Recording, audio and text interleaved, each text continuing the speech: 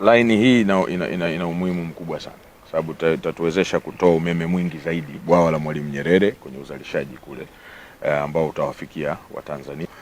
Lakini vile vile kuna line ambayo inajengwa ambayo inatoka vile Chalinze, ambao umeme wa Julius Nyerere unasafirishwa kuelekea Dodoma kwa line ya msongo wa kilovolti 400.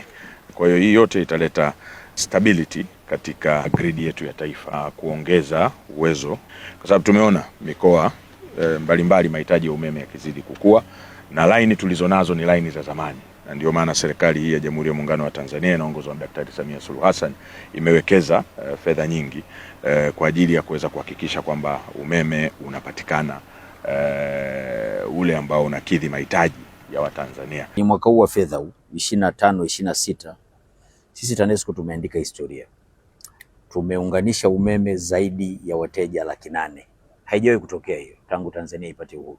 Kwa hiyo mahitaji kama hayo yanavyoongezeka, na sisi lazima tujiongeze, miundombinu yetu ifanane na mahitaji ya soko. Kwa mradi tumefika 89%, na matarajio ya mradi huu ni kukamilisha tarehe 21 mwezi wa 8 tukabidhi huu mradi na tuweze kusafirisha ule umeme, na ndio tija ambayo tunaitegemea kwenye mradi huu.